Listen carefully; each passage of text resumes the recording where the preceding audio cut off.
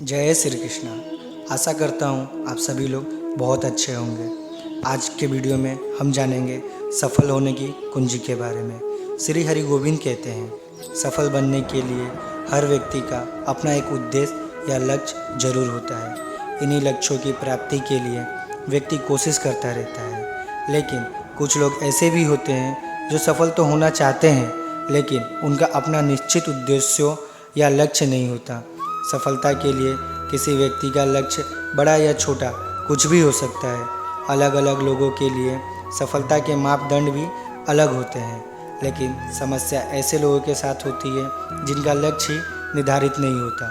लक्ष्य प्राप्ति के लिए भगवान श्री कृष्ण द्वारा गीता के आखिरी अध्याय के श्लोक में कई बातें बताई गई हैं, लेकिन दुर्भाग्यवश कई लोग इस बात से भी आज भी अज्ञान है कि गीता ही ज्ञान की वह ज्योति है जिसे व्यक्ति सफलता के लिए अपने लक्ष्यों को पहचान सकता है। आइए जानते हैं भगवान श्री कृष्ण लक्ष्य प्राप्ति के लिए गीता के आखिरी अध्याय के श्लोक में क्या कहा है। श्री कृष्ण कहते हैं, जहाँ लग्न मेहनत और धैर्य है वहाँ जीत निश्चित है।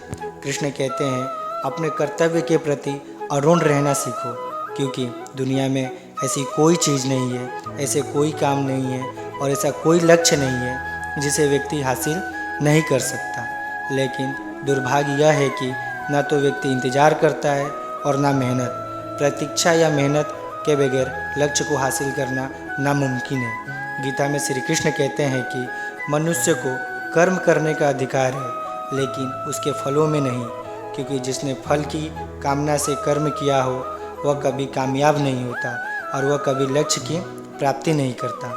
इसलिए कर्मों के फल लालसा से नहीं पालनी चाहिए, वह तो स्वतः ही प्राप्त हो जाता है।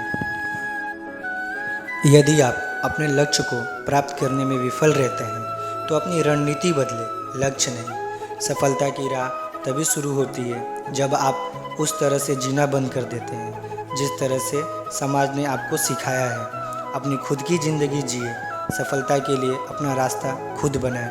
कभी ना रुको। जब तक आप अच्छा काम करते हैं तब तक बिल्कुल भी ना चिंता करें। शांति, नम्रता, मौन, आत्मसंयम और पवित्रता यह मन के अनुशासन है। वैराग्य यह नहीं है कि आपके पास कुछ भी नहीं है।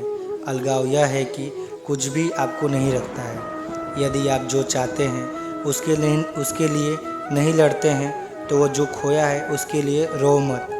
खुशी मन की एक अवस्था है जिसका बाहरी दुनिया से कोई लेना देना नहीं है। तुम्हें जो कुछ करना है वह सब करो, लेकिन लोभ से नहीं, अहंकार से नहीं, वासना से नहीं, बल्कि प्रेम, करुणा, नम्रता और भक्ति से करो। इस जीवन में कुछ भी खोया या व्यर्थ नहीं है। मन उन लोगों के लिए दुश्मन की तरह काम करता है जो इसे नियंत्रित नहीं करते। यदि आप कृष्ण से मित्रता करते हैं तो व्यक्ति कभी धोखा नहीं खाएगा और उसे हर संभव सहायता मिलेगा। कोई भी जो अच्छा काम करता है उसका अंत न तो यहाँ होगा और न ही आने वाले संसार में। सभी प्रकार के सहारकों में समय परम है, क्योंकि समय सब कुछ नष्ट कर देता है। खुशी की कुंजी इच्छाओं की कमी है। ईश्वर सर्वश्रेष्ठ श्रोता है। तुम्हें चिल्लाने और ज़ोर से रोने की ज़रूरत नहीं है, क्योंकि वह सच्चे दिल की बहुत खामोश प्रार्थना भी सुनता है। जितना बड़ा अहंकार उतना छोटा मन। आदमी अपने विश्वास से बनता है। जैसा वह मानता है वैसा ही वह बन जाता है। अच्छे विचार सोचो, अच्छी बातें कहो, दूसरों के लिए अच्छा करो, सब कुछ वापस आता है। बिना चाबी के कोई ताला नहीं लगता। इसलिए भगवान आपको समाधान के बिना समस्या नहीं देंगे। शांत और रचित हो। चिंता करने के लिए ऊर्जा का उपयोग न करें, विश्वास करने के लिए इसका उपयोग। सत्य को पसंद करने की आवश्यकता नहीं है, इसे केवल बोलना है। सत्य आपको चोट पहुंचा सकता है, लेकिन यह आपको मुक्त कर देगा। आप जरूरी चिंता क्यों करते हैं? आप किससे डरते हो? तुम्हें कौन मार सकता है? आत्मा न जन्म लेती है और न मरती है। यदि आप बहादुर दिखना चाहते हैं तो इन्हें देखो जो क्षमा कर सकते हैं। एक उपहार तब शुद्ध होता है जब वह दिल से सही व्यक्ति को सही समय पर और सही जगह पर दिया जाता है, और जब हम बदले में कुछ नहीं की उम्मीद करते हैं।